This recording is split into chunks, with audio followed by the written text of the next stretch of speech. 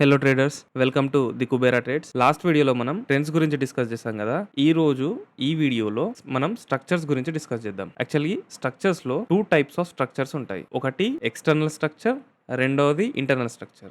External structure అంటే hire time frame లో ఉన్న స్ట్రక్చర్ ఏదైతే ఉంటుందో దాన్ని మనం ఎక్స్టర్నల్ స్ట్రక్చర్ అంటాం. లోవర్ టైం ఫ్రేమ్ లో ఉన్న స్ట్రక్చర్ ఏదైతే ఉంటుందో దాన్ని మనం ఇంటర్నల్ స్ట్రక్చర్ అంటాం. ఫర్ ఎగ్జాంపుల్ టైం ఫ్రేమ్స్ మనం ఇక్కడ ట్రేడింగ్ వ్యూలో చూసుకున్నట్టయితే 15 మినిట్లో కనిపించే స్ట్రక్చర్ ఒకలాగా ఉంటుంది.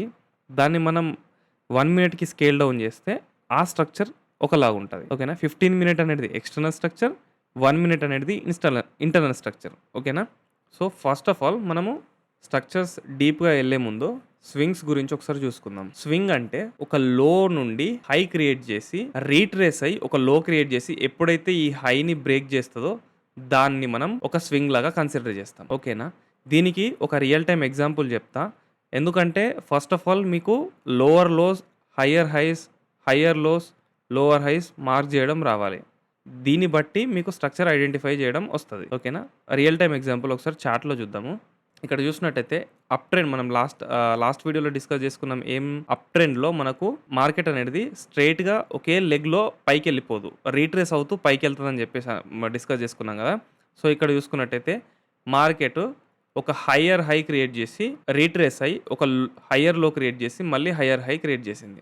సో ఎప్పుడైనా సరే మార్కెట్ పైకి వెళ్ళినప్పుడు higher highs, higher lows, higher highs, higher lows, higher highs, higher lows ఇలా పైకి వెళ్తూ ఉంటుంది. మనకు బేరిష్ దీన్ని బుల్లిష్లో చూస్తాం. ఇలా higher highs and higher lows బుల్లిష్గా ప్రైస్ ఉన్నప్పుడు ప్రైస్ అనేది పైకి వెళ్తుంది. సో బేరిష్లో ఒక హై నుండి లోవర్లో లోవర్ హైస్, లోవర్లో లోవర్ హై, లోవర్లో లోవర్ హై, లోవర్లో లోవర్ హై ఇలా ఫామ్ అవుతూ కిందికి వెళ్తుంది. ఒకే స్ట్రేట్ లెగ్ లాగా కిందికి రాదు. రాకెట్ లాగా నేను డిస్కస్ చేశాను కదా స్ట్రక్చర్స్లో. సో అలా అన్నమాట. ఈ లో కన్నా ఈ లో లోగా ఉంది కదా. సో దీన్ని లోవర్ లోగా కన్సిడర్ చేస్తాం. ఈ హై కన్నా ఈ హై ఎక్కడ ఉంది? ఈ హై కన్నా కిందనే ఉంది కదా. సో లోవర్ హైగా కన్సిడర్ చేస్తాం.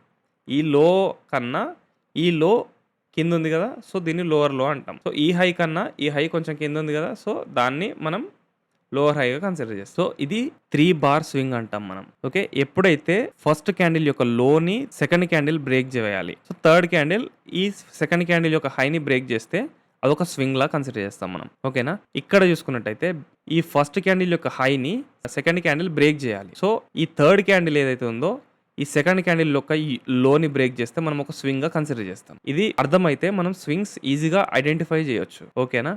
సో నెక్స్ట్ మన స్ట్రక్చర్ టాపిక్ వెళ్దాం. ఎక్స్టర్నల్ అండ్ ఇంటర్నల్ స్ట్రక్చర్ ఒకసారి చూసుకుందాం. ఏమనుకున్నాము? హయ్యర్ టైం ఫ్రేమ్ లో ఉన్న స్ట్రక్చర్ ఏదైతే ఉందో దాన్ని ఎక్స్టర్నల్ స్ట్రక్చర్ అని అంటాం. లోవర్ టైం ఫ్రేమ్ లో ఉన్న స్ట్రక్చర్ ఏదైతే ఉందో దాన్ని ఇంటర్నల్ స్ట్రక్చర్ అని అంటాం. ఫర్ ఎగ్జాంపుల్ మనకి ఇక్కడ చూసుకున్నట్టయితే 15 మినిట్ స్ట్రక్చర్ ఇలా ఉందనుకుందాం. 15 మినిట్ స్ట్రక్చర్ ఇలా ఉంటే 1 మినిట్ స్ట్రక్చర్ ఇలా ఉంటుంది ఇంటర్నల్ గా. మనము 15 మినిట్స్ నుంచి 1 మినిట్ కి స్కేల్ డౌన్ అయినప్పుడు ఇలా ఉంటది ఎగ్జాంపుల్ గా. ఓకేనా. దాని యొక్క ఎగ్జాంపుల్స్ నేను కింద చాట్ లో చూపిస్తాను ఒకసారి. ఇక్కడ చూసారా, ఒకే లెగ్ లో ఇది 50 హైయర్ టైం ఫ్రేమ్ స్ట్రక్చర్ లో 1 మినిట్ స్ట్రక్చర్ ఎలా ఉంది, 15 మినిట్ స్ట్రక్చర్ ఎలా ఉంది. ఒకే లెగ్ జస్ట్ వి షేప్ లాగా ఉంది కదా. అదే మనము 1 మినిట్ కు షిఫ్ట్ అయితే ఎలా ఉంది? Lower lows, lower highs, lower lows, lower highs, then మళ్ళీ higher highs, higher lows, higher highs, higher lows form అవుతూ పైకి వెళ్ళింది. సో ఇది దీంట్లో ఉన్న ఇంటర్నల్ స్ట్రక్చరే ఇది.